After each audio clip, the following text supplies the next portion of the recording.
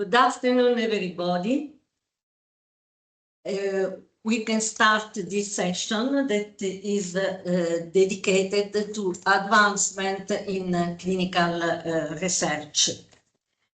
We will speak about the reform of the clinical research as derived by the entering into force of the CT regulation, and that participate with the reform of the whole pharmaceutical system to this revolution we speak about before. But the CT regulation, differently from the regulatory reform, is already in place. And this is relevant because we can also have an idea of what is happened during the 3 years of transition from the approval that is in 2022 at today. And now we will have the opportunity to discuss with relevant expert speaker, starting from Laura Pioppo, that is ACT-EU program manager and a member of several team at EMEA, about the more important initiative that will accompany the full implementation of the CT regulation. First of all, this ACT-EU initiative. The ACT-EU initiative is an initiative assumed at the level of the EMEA and the head of agency together in order to accelerate clinical trial in Europe. In fact, the name is accelerating clinical trial by increasing harmonization, by introducing innovation, and by focusing on patients. These are 3 main focus of the ICT initiative. So we'll have firstly the presentation from Laura Pioppo, and then it will be followed by the presentation of Donato Bonifazi in his status of member of the ACT-EU multi-stakeholder platform that will focus on pediatric research. Then Giorgio Reggiardo will give a large idea on what means today to have innovative methodology in clinical research, with a focus also in how is the difference still existing in Europe, the United States, regarding this relevant aspect of the research. And finally, we will have 2 other presentations. Viviana Giannuzzi, that you will know, will pose the attention on one critical issue. We can have innovative methodology for research, but we also need that regulatory will accept this innovation. Instead, in lack of this, it will be impossible to introduce innovation in the developmental process of new medicinal product. So it's very, very important to understand this point. And finally, some showcasing of his direct experience by patients. And we have a very particular patients representative. This is a member of the group of kids. That means people, young people, adolescent and adult, young adult, that are competent in discussing about research, in participating in project and giving their opinion, their competent opinion, and he will present this experience from his participation, for example, in the pediatric expert group for an orphan disease relevant program that is the project in Benzi. So first of all, thank you for being here, to Laura Pioppo for the first presentation, the current state of the art of clinical research, the ACTEO initiative. Thank you very much, Adriana, for the kind introduction. I hope you can hear me well. Sound is good? Yes. Yes, okay, thanks. Thank you for the introduction and thank you for the kind invite. Thank you to the Fondazione Benzi for the kind invite to present this afternoon. So I will share my screen and hopefully you can see the slides.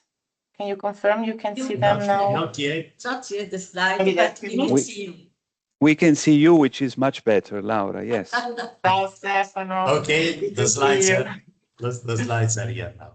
The slides are up. Okay. Yes. Okay. So we can start. Thank you very much.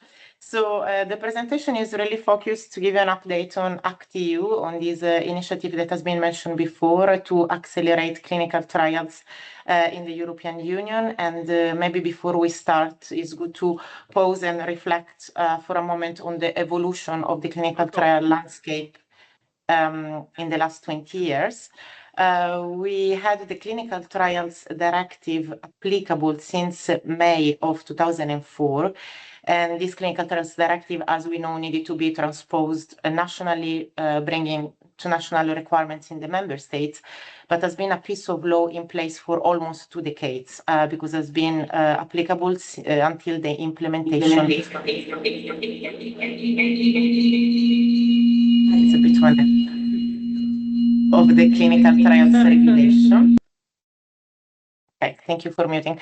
The clinical trials regulation that is applicable now since January of 2022. We know that for the first year, the sponsors, they could still choose whether to follow the regime of the clinical trials directive and use EUDRA-CT or apply to the clinical trials regulation principles using CTIS. So for 2022 and 2023, the 2 legal framework were applicable for the first year, and then the full implementation has now occurred in January of this year with the end of the transition period. So at the time of the launch of CTIS and the application of the CTR, we have simultaneously also launched this new initiative, ACTEO, that has a crucial role in building relationship and consensus. So it's really the principle to support the network on the implementation of the CTR and facilitate dialogue also with the stakeholders via the multi-stakeholder platform advisory group. So we are still at the end of the transition period, and ACTEO remains central, ensuring streamlined and globally competitive clinical trial environment. As we have heard today also from the previous speaker, there is in preparation also the Biotech Act that will be the measure to amend the legal text amending the requirements of the clinical trials regulation with timelines that will be confirmed by the European Commission, because I understand there is, of course, great interest and excitement on when this proposal for the Biotech Act will be finalized. I can go to the next slide then, giving you some statistics and numbers on where we stand now with the use of CTs and the application of the CTR. The data that you see are until the 30th of September. We do the analysis on monthly basis. So today being the first working day of the month, we will start the analysis of the October data. But if we look until September, we have 12,000 new clinical trials submitted in CTs and already more than 10,000 authorized. And this information is all available in the public website of CITIS, the Clinical Trial Information System, where we have authorized trials and also not authorized, and where the users can find relevant information on clinical trials, such as protocol, the template for the informed consent, and the summary of results, just to name a few, when these documents are provided by the applicant. So about ACT-EU, this is a joint initiative of the EMA, the European Commission, and the heads of medicine agencies. So it's not done only by our team, the clinical trial team at the EMA. As I mentioned before, has been in place now for almost 4 years, builds on the momentum of the implementation of the CTR. And the vision that we have is to deliver better, faster, and smarter clinical trials in the European Union, acknowledging that the implementation of the CTR has been quite complex and requiring lots of effort from all parties, sponsors and regulators, member states, ethics committee, to adjust to the new modus operandi introduced by the CTR. Regarding ACT-EU, this is a picture taken from our work plan. The version that we have published right now covers 25 and 26, but we are already working with the colleagues in the network to update the text. So in January next year, we will publish the new version of the work plan focusing on 26 and 27. But in this slide, you can see the structure of the program, where we have a strong governance with the ACT-EU steering group and the multi-stakeholder platform advisory group. You can see here at the center, Donato, that will deliver the next presentation, is a member of the multi-stakeholder platform advisory group, and we closely really work together to define priorities when it comes to clinical trials, and is an open forum where sponsors, industry, academia, patients, healthcare professionals can present the issues or the topics that they see, and we can openly discuss, propose a solution together.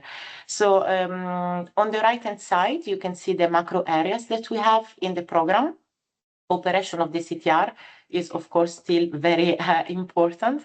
There are some practical issues that have been raised by the stakeholders on requests for information, RFIs raised that are not clear, or strengthening the role of the RMS, or the timelines for assessment, a concept of low interventional clinical trials that is not, or risk-based approaches that is not properly implemented. So many relevant issues raised that we are discussing openly in this forum with the advisory group.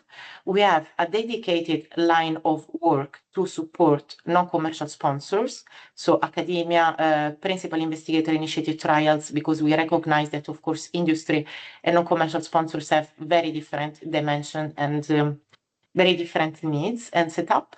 And then there is a priority action on safety reporting. And then you can see on the just below the multi-stakeholder platform, the bubble on maximizing the impact of clinical trials. And this is where we have the priority action on GCP modernization. I'm sure you all know that we have now the R3 version applicable since July of this year for ICH 6. So there is one priority action looking at the implementation and the training aspect of ICH 6 R3. And then consolidated advice on clinical trials. I will talk more about it in the next slide. Methodologies, so all the aspects in relation to trial design, platform trials, complex trials, umbrella basket is something that we will discuss, I think, more and more even next year as an indication of innovation. And then, of course, communication, data analytics, and training are really underpinning and supporting activities on everything that we do. Before I go on the details of the deliverable and the achievement of the ACT-EU program, I would like to inform you, and probably this is something that you already know if you have checked the news in September. We have done a news announcement to inform that we intend to monitor the clinical trial environment with the idea to render the EU a favorable environment for clinical research, and we have, in consultation with the HMA, with the CTCG, with the management board, identified three overarching benefits. And for two of them, we will use KPIs, so key performance indicators, that will be measured against targets. So it's really the first time that regulators are defining targets to see hopefully a positive trend. And with the multitude of activities that we have in place in ACT-EU, but also with other relevant programs like the Combine program, the CTIS program, the CTR Collaborate, there are many initiatives in place at European level. We can see an increase in the number of trials, because I think we all are aware and recognize that the current trend for clinical research right now is addressed elsewhere, including the US or Asia and China mostly. So when it comes to the three benefits, the first one is attractiveness. So for this, we want to measure the number of authorized multinational clinical trials with the ambition to have 500 more additional clinical trials in the next 5 years. So we will start measuring from January 26 until December 2030. So it's an average, of course, of 100 more authorized multinational clinical trials per year, but can also be a bit of a fluctuation. So the first year we can have less, and hopefully the following years we will have more. At the moment, we see an average of 900 authorized multinational clinical trials every year, and then the intention is to have 1,000 and overall 500 more in 5 years. The second benefit is about time, so faster access to treatment, with the ambition to have recruitment of patients at the site in the first member states concerned within 200 calendar days since the submission of the clinical trial application, or less than 200 days, even better. And the current trend is that only 50% of the clinical trials recruit patients within this time frame, and we would like to bring the target to 2/3 of the clinical trials, so 66%. And the third benefit identified is about impactful clinical trials. But when we discussed with the network how we could identify an individual KPI representing impactfulness, it was a rather difficult exercise, because this can be the number of clinical trials in rare diseases or in pediatric population, or with the use of an 18P, or trials whose results are then impacting scientific guidelines. So it's really difficult to identify with one parameter only. So for this, we have decided to go for a more composite approach. So the good news is that the public will be able to monitor the progress, because we intend to publish this number. So if you look at the second bullet point, there will be these KPIs on the ACT-EU website, and also additional submetrics, so that collectively we can monitor and see if, in fact, we have more authorized multinational clinical trials and a faster recruitment. And also the European Medicine Regulatory Network, so the EMRN, will have a secure dashboard to run their analysis whenever is needed. So just to share the information with you and remind that this is starting from January next year. So let's see how it goes.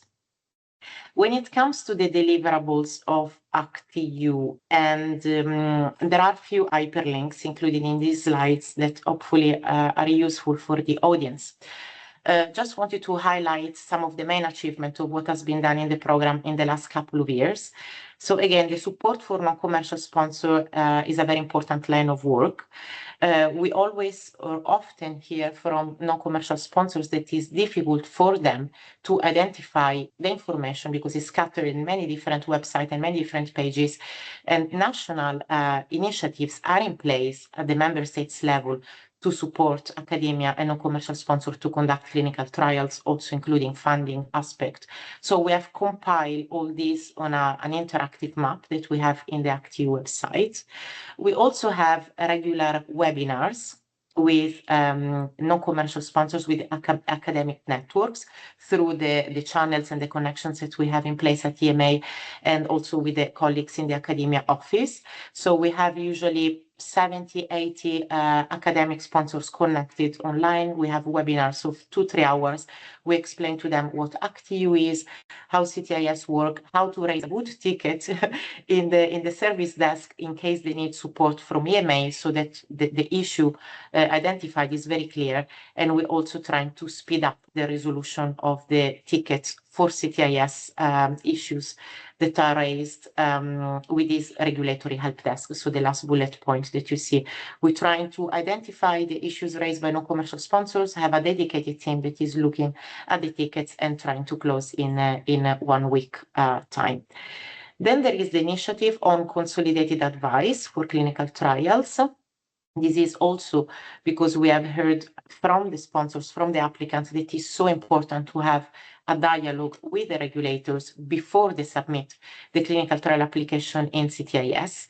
So we have 2 initiatives. One is on a scientific aspect, is bringing together the SOAP, so the Scientific Advice Working Party of the CHMP, and the CTCG, so that we have marketing authorization assessors and clinical assessors looking together at the questions posed by the sponsors, mostly for phase 3 trials that are then intended to support, of course, a marketing authorization dossier. And then there is another initiative that is only on regulatory aspect, so what we call the pre-CTA initiative. And for the SOP-CTCG, we receive 11 applications, and the pre-CTA, so for the regulatory one, 17 applications, for a total of 28 in 12 months, just a little bit over now 15 months since the start of this initiative. Great feedback from the applicants that really appreciate the opportunity to have this fast exchange with the regulators before the applications are submitted in cities. And then on transparency, publication of clinical trials data is really an important element. We have worked with many colleagues in the last 2 years to revise the transparency rules for cities. We have now a new public portal since June of last year. Please consult the website if you want to find more information on protocol and other documents. As I was mentioning before, we have 10,000 trials published right now, or a little bit more than that. So this simplification of the transparency rules in CTIS has really been welcomed by the sponsors and by patients' representative healthcare professionals, because it's much easier now to navigate and find relevant information in cities. We also have a trial map that I will show you in the next slide, and we have recently published, also maybe this is an important document to consult, a 3-year analysis report to look at the data provided in CTIS during the transition period. So again, here you have the hyperlink, and you can see the number of clinical trial application, substantial modification, addition of new MSc, details on therapeutic areas, gender, population age, is all in this report. So the trial map, this is based on information in CTIS public portal, but in a more user-friendly way. So members of the public, this is publicly accessible to anyone, there is no need to register before, can access this trial map. By zooming on the map, they can locate a particular geographic area, and doing the search per medical condition, they can see if there are trials of interest for possible trial participants. Of course, we always encourage the users of this trial map to discuss the therapeutic options with their doctors before considering contacting the sponsors and having more info on the trial. But is something that has been really well received by the network, because is more intended for healthcare professional and patients representative, and also the search is possible in lay terms and in all the official languages of the European Union. So search can be done in Italian if you change the settings to Italian, or any other languages, and then you can see the details of the clinical trials retrieved. Now, on the multi-stakeholder platform, I cannot emphasize this even more. In last week, in Wednesday, we had the annual meeting of this multi-stakeholder platform. We had around 60 people at EMA, industry represented, academia, patients, healthcare professionals, and funders. and the whole event was based on discussing innovation. So innovation in clinical trials, use of artificial intelligence. There were 4 sessions, and we will publish a report, also concluding with a session on innovation for ethics committees and how the role of ethics committee has also evolved and adapted with implementation of the CTR. So just to give you a flavor of the feedback that we as regulators have received from the advisory group, sponsors have provided example of problematic RFIs. So requests for information that they have received during the assessment of a clinical trial application, and these have been presented to the member states for them to see the problematic aspect identified by the sponsors, maybe because the request was considered unnecessary for documents that were not defined in Annex 1 of the CTR, or simply the wording of the RFI was not clear. We also discussed about risk proportionate approaches in clinical trials during the whole life cycle, so from the design of the trial to the assessment of the application and to the conduct of clinical trials with less stringent requirements for monitoring or TMF composition, just to name a few. Then auxiliary medicinal product in clinical trial, a recommendation paper has just been published. We also discussed the redesign of the CTIS sponsor handbook. And then we have now a dedicated focus group, again, on training needs for academia and SME. And for this, let me give you some more details. So, as I mentioned before, small and medium enterprise, so SME and academic sponsors, have been consulted via the ACT-EU priority action on their needs, where they really see the necessity to have more training or better training or more accessible trainings when it comes to clinical trials. So we had a survey, and we received over 400 replies, and we have analyzed this reply, and 3 critical areas have been flagged when it comes to necessity for training for these sponsors, so academic sponsor and SME. So the first area is not a surprise, is the use of CTs still and the requirements of the CTR. The second area is on ICH E6R3, so the new requirements of GCP. And the third one was about safety reporting. So now what we would like to do is to do a mapping of the existing available offerings provided by national competent authorities, by different providers, or also provided by the industry, and then do a signposting. So again, putting all of them together, all of them, the ones that we managed to identify, and make them accessible from the ACT-EU public website. So yeah, just to emphasize that the focus group has been established. We also collaborate with the WHO on this initiative, because at a global level, at the WHO level, there is also a line of work on training.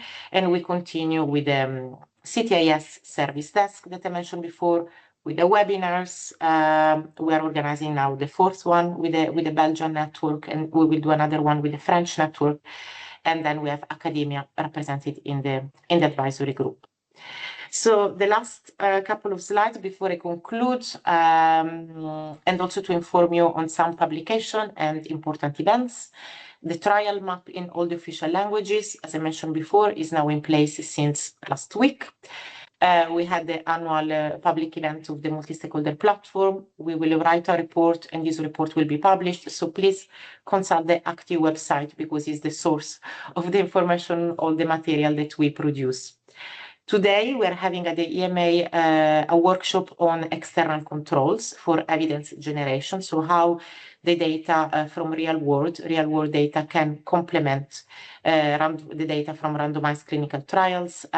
Also, in this case, a report will be produced. The event for today was not broadcast, was by registration only. But again, you can read the report when will be available in the website. And then for next year, a workshop on risk-based approaches. This will be broadcast, so stay tuned if you would like to follow. A workshop with Emprema, so very important to discuss specifically clinical trials in pediatric population. And then the revision of the work plan, as I was mentioning before, in January 2026. And the last slide, really the take-home message on what does it mean in practice for patients, because in the end, everything that we do is for the benefits of the patient and keeping in mind their needs. So we try to involve patients, and patients representative have a very important role in the dialogue with the advisory group, and they provide their feedback basically through all the stages of clinical research. We address health needs by facilitating innovation in clinical trials, bring stakeholders together, so building on the engagement with all the stakeholders to improve the EU and have it as a global center for clinical trials. And looking ahead, I think what will be inevitable to include in the active work plan is further strengthening of collaboration between national competent authorities and ethics committee. AI is, of course, inevitable to talk about AI nowadays and use of digitalization in clinical trials, and also to talk even more about clinical trials with decentralized elements, because at the moment we know they're used, but really we don't have visibility of the number of occasions where they're used and the effect that they have then in the whole trial conduct. So more to be discussed in that respect. And thank you very much. I stop here. I hope time-wise we are good. Thank you, Chairs. Thank you, Laura, for this very inclusive presentation. There are many suggestions for the discussion at the end of the session. And now Donato will complement this presentation, speaking about RCT EU initiative for pediatric research.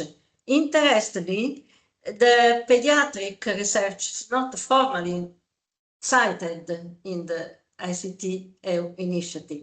So the expectation to have something more from this presentation is very high. Thank you, Donato. You can start.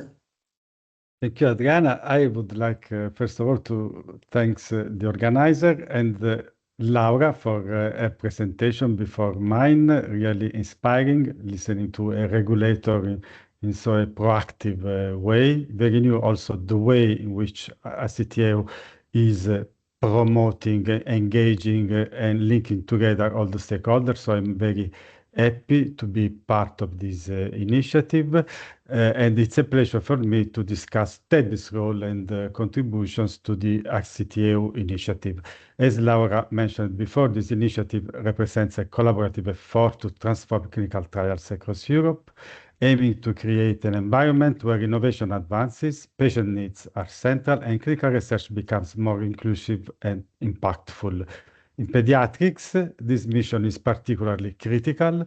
It's not officially mentioned, but in all the discussion is included. And as you saw also next year, we'll start soon with a joint workshop with the EMPREMA. So it's for sure a topic of high interest within ICT, because children face unique challenges in clinical research, and addressing these challenges requires innovative approaches, strong collaboration, and practical solutions.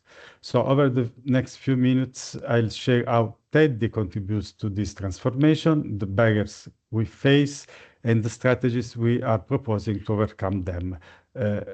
You are already in the slide, so I was not yet on the slides, but is this okay? You can go to the next one, because I'm going to start with the slides. Okay, perfect.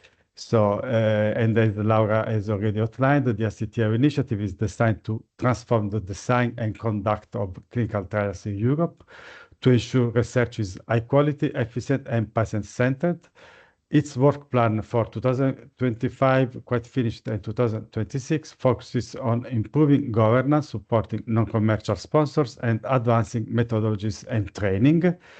And TED has been actively involved in several of these areas, particularly where relevant for pediatric research. Next slide, please. So I would like to highlight two areas where TED has made a direct impact.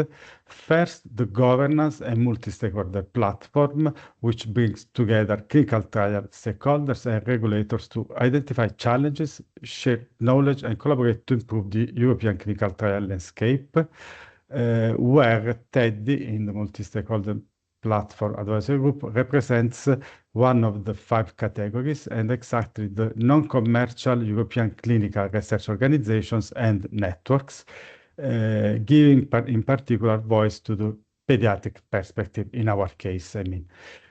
Second, the clinical trial methodologies, that is an area where we have helped accelerate the development and publication of guidance on key methodologies, ensuring that innovative trial designs can be applied effectively across Europe. Next slide, please. Over the past 2 years, because indeed in the beginning of 2024, the members were included in the advisory group, TED has made substantial contributions.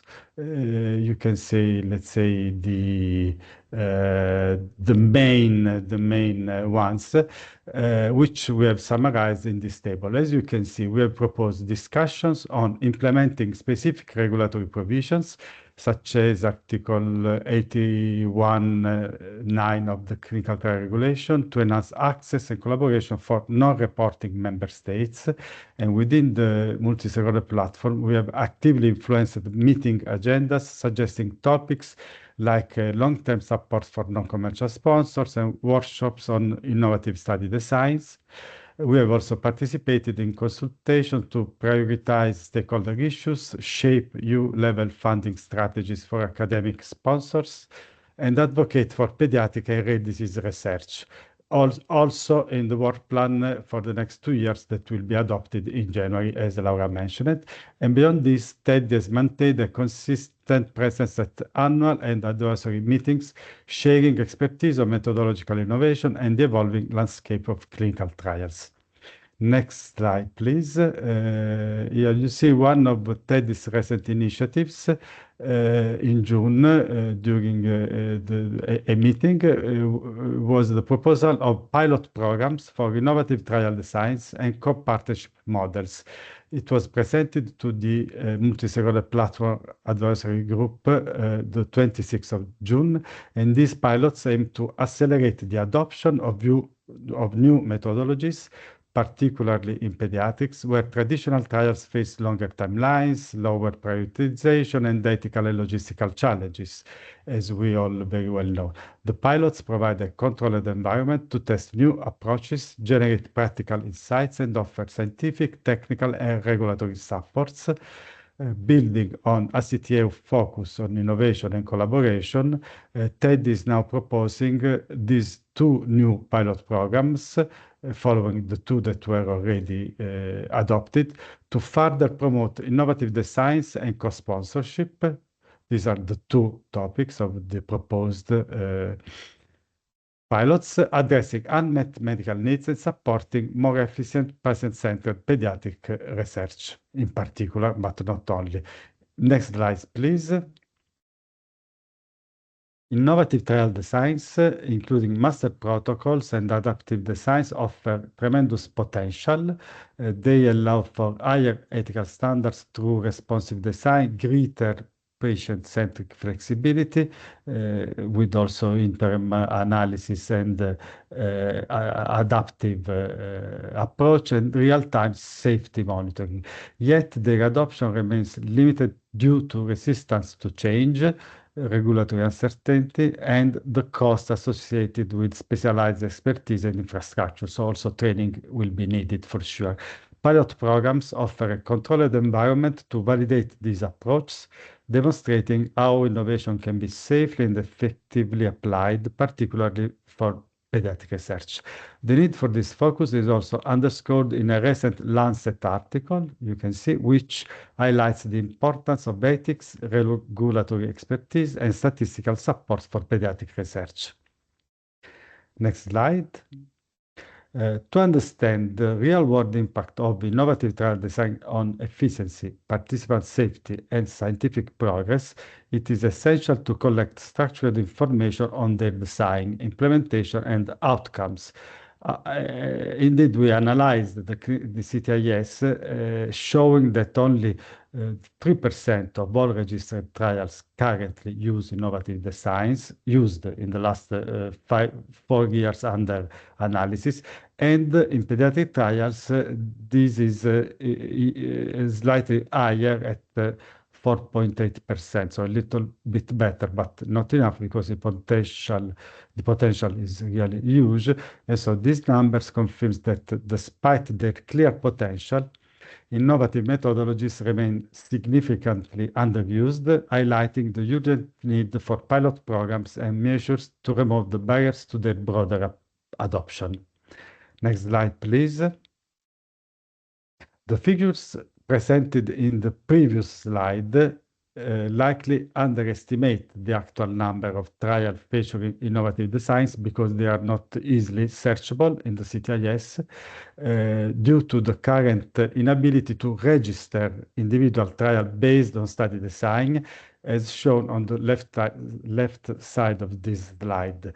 So to address this limitation in CTIS, we propose adding fields to capture the use of innovative designs, real-world evidence, and decentralized trial elements, for example. And this information should be searchable through advanced criteria and available to the public, improving transparency and enabling better tracking of innovation in clinical research. And indeed, last week, speaking with Laura, she assured this is ongoing.